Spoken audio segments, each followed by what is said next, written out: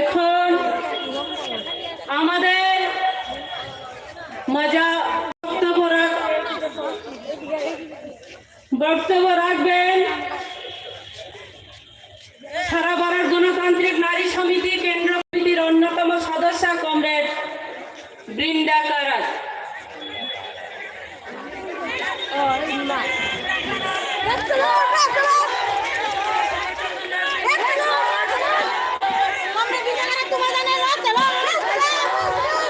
মঞ্চে উপস্থিত আমাদের ত্রিপুরার গণতান্ত্রিক মহিলা সমিতির নেতৃবৃন্দ, এই সভায় আমাদের যা প্রেসাইড করছে কমরেড রমণী, উপস্থিত আছেন আমাদের মহিলা সমিতির নেতৃবৃন্দ, আমাদের সব নেতাগণ, উপস্থিত আছেন বামপন্থী আন্দোলনের আমাদের প্রিয় নেতা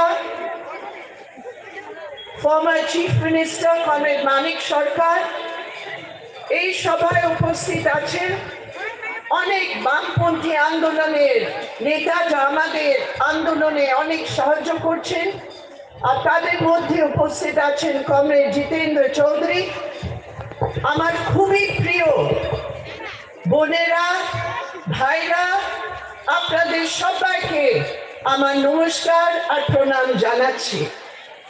আমি খাজানি বুকুক তাই মারে সং নরক যত্ন আনি খাপাঙ্গনে হাম জাকমুক তেই খুলুমুং ইয়াফারো নমস্তে সালাম আপ সবকো। এই সভা একটা বিশেষ পরিস্থিতিতে হচ্ছে। পুরো দেশে এখন ত্রিপুরার দিকে নজর, ত্রিপুরার দিকে নজর এই জন্য কেন ইতিহাস উইটনেস আছে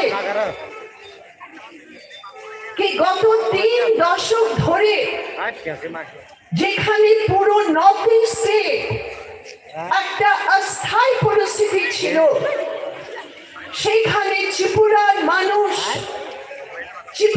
মানুষের আন্দোলন আর বিশেষ করে ত্রিপুরার মহিলাদের সাহসের জন্য এই প্রদেশ শান্তির একটা প্রতীক, এই প্রদেশ ঐক্যর একটা প্রতীক ছিল। আমরা জানি আজকে সভায় এত সংখ্যায় আপনারা এসছেন, সেটা কোনো সাধারণ ঘটনা নয়। আমরা জানি গত 4.5 বছর ধরে এই প্রদেশের মধ্যে আপনাদের উপর এই বিজেপি RSS এর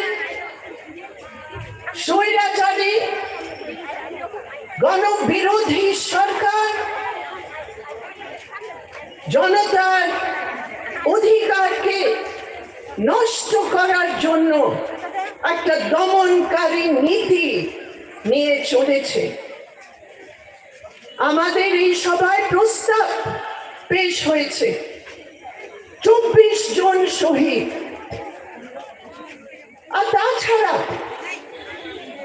কত হাজার মানুষের উপর, ওদের জীবিকার উপর, ওদের সুরক্ষার উপর কিভাবে নানা রকমের অত্যাচার হয়েছে আমরা জানি, আপনারা জানেন।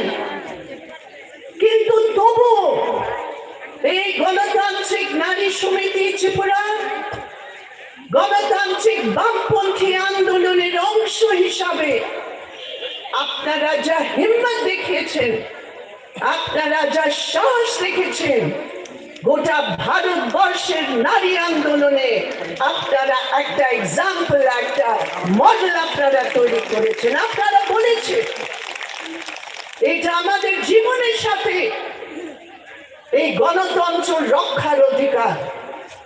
যদি গণতন্ত্র নয়, যদি গণতন্ত্রের উপরে বিজেপি RSS এইভাবে হামলা করে, তখন নারী সশক্তিকরণের নারা কি হবে।